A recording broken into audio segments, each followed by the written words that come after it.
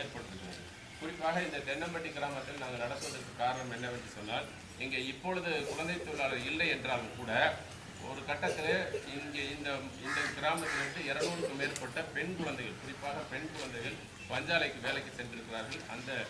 அந்த பெண்களை எல்லாம் நாங்கள் இன்றைக்கு அவர்களை அழைத்து அவர்களுக்கான மாற்றுத் தொழிலை நாங்கள் ஏற்பாடு செய்து கொண்டிருக்கிறோம். எனவே இங்கே படிக்கிற நீங்களும், குறிப்பாக மாணவர்களும் மாணவிகளும் இதுபோன்று குழந்தை தொழிலாளராக மாறிவிடக்கூடாது என்கின்ற ஒரு நல்ல நோக்கத்தை முன்வைத்து இந்த பிரச்சாரத்தை உங்கள் மத்தியிலே நாங்கள் இங்கே நடத்த திட்டமிட்டிருக்கிறோம்.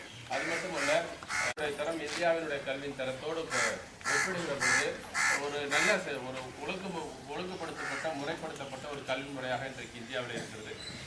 குறிப்பாக இன்றைக்கு நம்முடைய தமிழகத்தை எடுத்துக்கொண்டால் அரசு பள்ளிகள் என்பது நான் இறுதியாக இன்றைக்கு தனியார் பள்ளிகளோடு போட்டி போடுகிற மிகவும் திறமையான மாணவர்கள் படிக்கிற ஒரு பள்ளியாக இன்று அரசு பள்ளிகள் மாறி வருகிறது.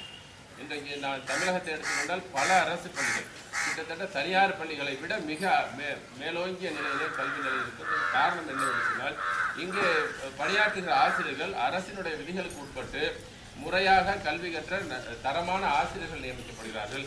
அதுபோல இன்றைக்கு SSA போன்ற புதிய திட்டங்கள் மூலம் நிறைய கட்டிட வசதிகள், நிறைய கல்வி வசதிகளை இன்றைக்கு உருவாக்கப்படுகிறது. அது மட்டுமல்ல, நிறைய கல்விக்கான எளிமையாக கற்றுக்கொள்வதற்கான நிறைய முறைகள் இன்றைக்கு வந்திருக்கிறது.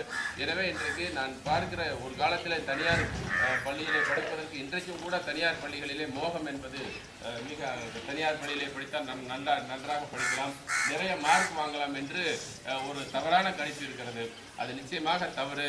நிச்சயமாக சொல்கிறேன், இன்னும் 10 ஆண்டுகளிலே அனைத்து குழந்தைகளையும் அரசு பள்ளிகளிலே சேர்ப்பதற்கான ஒரு சூழல் இன்றைக்கு உருவாகி கொண்டிருக்கிறது. எனவே அந்த அடிப்படையிலே இந்த அரசு பள்ளி 97 விழுக்காடை நீங்கள் தேர்ச்சி பெற்றிருக்கிறது என்பது மிகப்பெரிய சாதனையாகத்தான் நான் பார்க்கிறேன். எனவே அடுத்த ஆண்டு நிச்சயமாக 100% நீங்கள் வெற்றி பெற வேண்டும் என்று வாழ்த்து இந்த பிரச்சார இயக்கத்திற்கு தலைமை ஆசிரியரும் ஆசிரியர்கள் மற்றும் மாணவர்களும் ஒத்துழைப்பு நல்க வேண்டும் என்று கேட்டுக்கொண்டு வாய்ப்புக்கு நன்றி.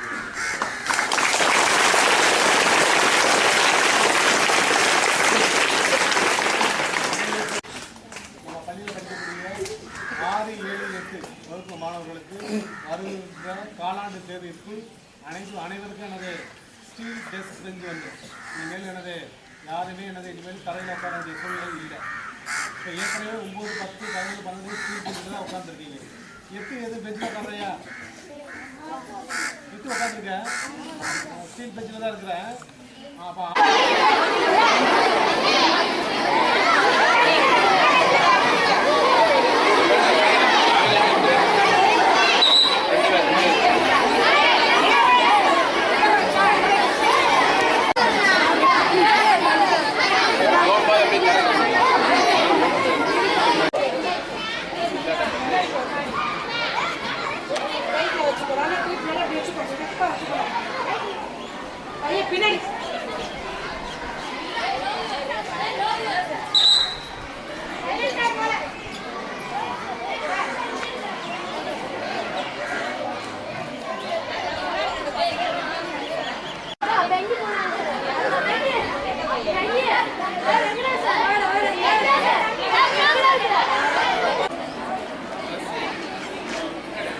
சரி சார்.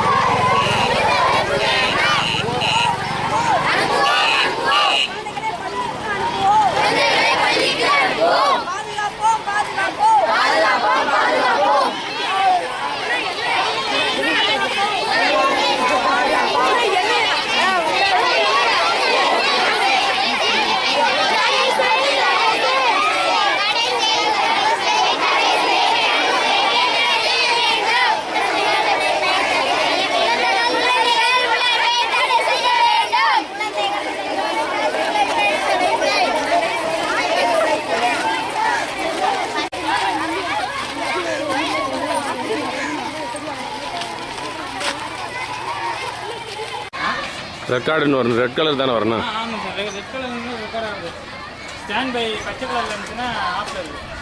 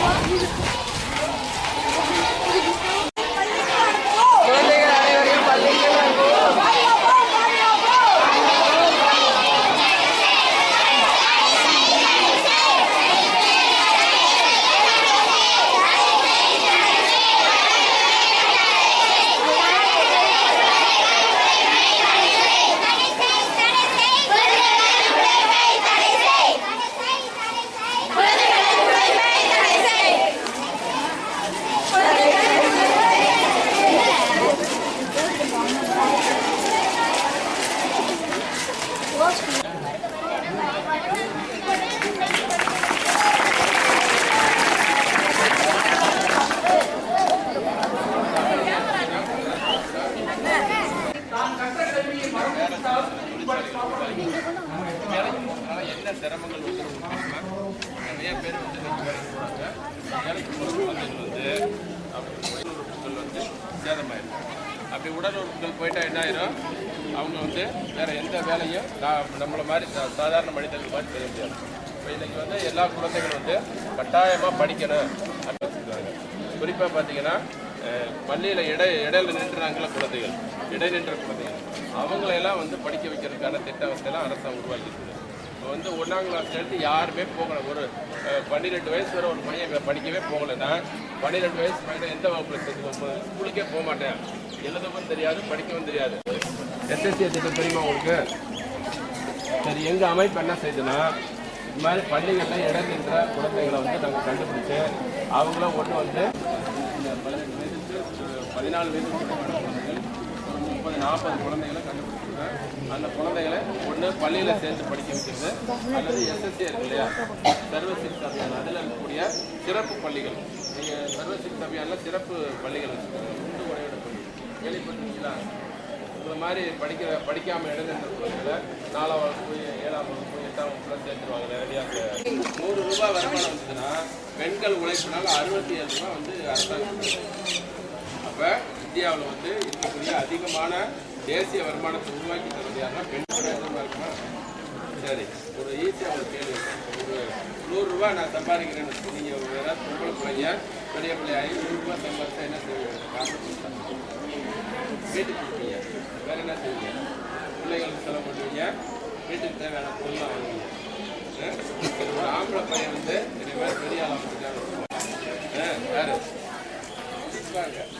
நிறைய அரசாங்க கடை வந்து அந்த கடையில் போய் குடிப்பாங்க. செய்யலாமா? அதை செய்யக்கூடாது. அதனால் வந்து குடிப்பழக்கம் வந்து ஒரு தேவையில்லாத ஒரு இருக்குது. அது வந்து நீங்கள் தாராளமாக செலவழிக்க மாட்டீங்க.